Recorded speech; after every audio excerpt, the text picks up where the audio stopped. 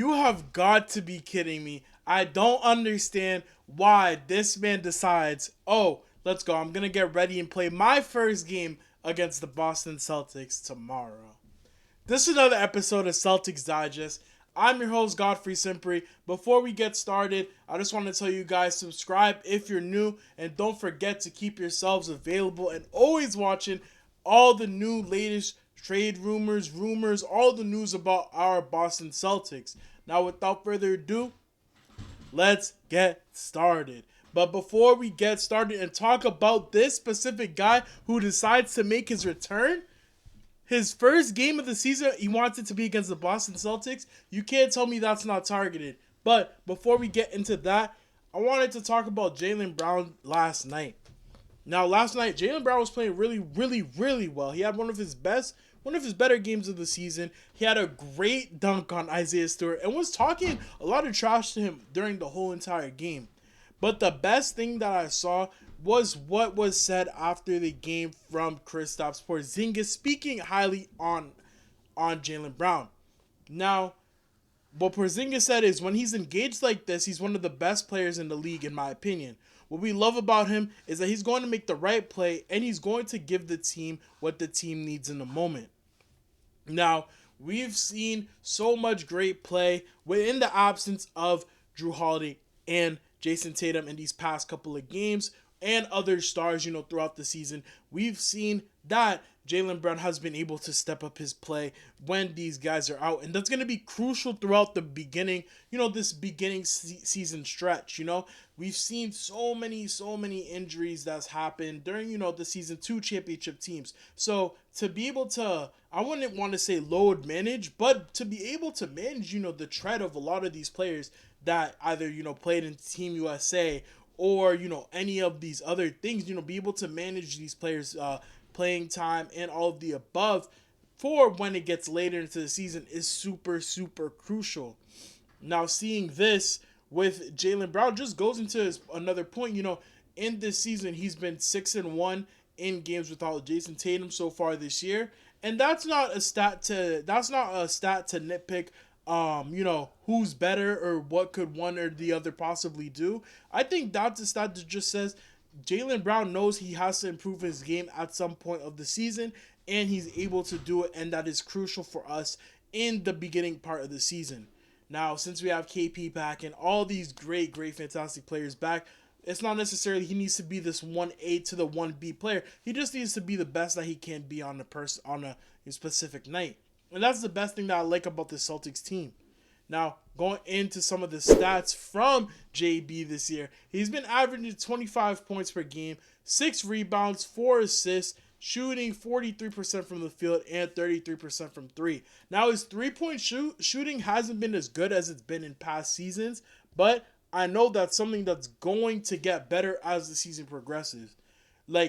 We already know the type of player that JB is and what he can bring to a Celtics team on a night in, night out basis. But it's just good to see that he's able to do this and the players on his team already think so highly of him. Now, back into what we all came here to talk about today. Now, for some reason, Khris Middleton decides he wants to have his season debut versus the Boston Celtics. Now, this news came out this morning from Bobby Marks saying Milwaukee Bucks forward Khris Middleton will make his season debut Friday night at Boston. Now, the Milwaukee Bucks have been on a 7-game win streak before they just lost last night to the Atlanta Hawks. And, they've been getting a lot of thrashing and a lot of media fire night in because they did start the season so horribly.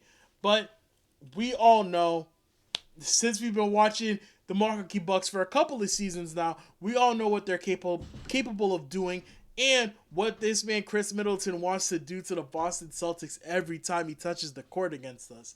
He's one of those few players that I don't understand. Has a personal vendetta. He wants to just come out and play this spectacular game, but we have the defenders that are going to defend him, and it's going to be his first game of the season. He's going to have these dead legs, and I don't think he's going to be able to play the way that he wants to play. And he did have surgeries on both of his legs. So it was definitely a lot of procedures on both of his legs. So he's going to be on a minutes restriction. And I don't expect him to play a lot of minutes. But you never know with Khris Middleton, because and we've seen it plenty of times, what he wants to do to the Celtics. But another quote that I have from here, I just saw this on Twitter and I thought it was very interesting and something that I really like to see. And it was a quote from Big Lynch on Twitter. I was scrolling down through my mentions and just seeing this through, the comments, and it says, "That's cool and all, but he hasn't played in a long time. Probably would have been smarter to ramp up against the Pistons and Hawks the nights before Boston, but I would have never expect Celtics to bring back KP against Brooklyn. When he came back, they utilized the G League and then the Clippers, so it was perfect." That's why I'm expecting Khris Middleton to not be on any type of dumb timing, doing any of the stuff that he's accustomed to trying to do against us.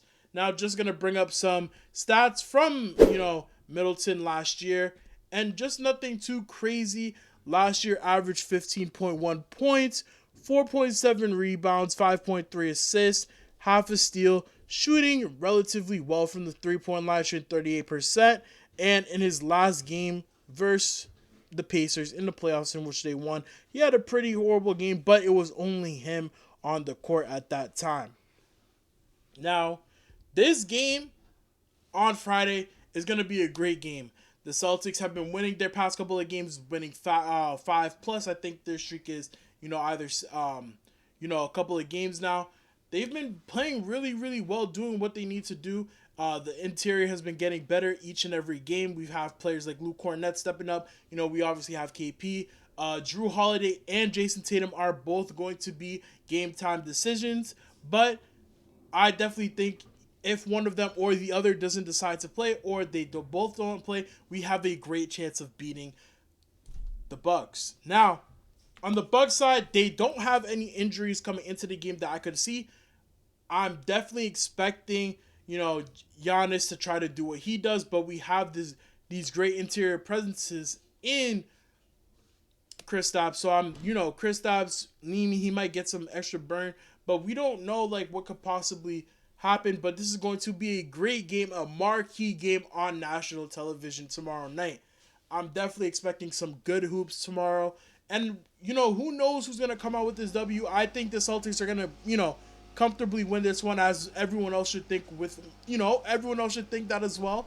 But I don't know why Kristaps thinks it's the best decision for him to come back and make his first game against the Boston Celtics. He had some other teams that he could have definitely got ready for, but I just thought it was, very interesting how that news came out as soon as they lost last night. That news came out very much early in the morning today, and we'll see how many minutes he plays. I don't expect him to play a lot. Let me know your guys' thoughts down below. How much are the Celtics going to win by? If the Celtics are going to win tomorrow. And if you stuck around to the whole way of the video, let me know what you guys did today. I'll comment back. Without further ado, man, I'm your host, Godfrey Sympre. This is another episode of Celtics Digest, and I'll see ya.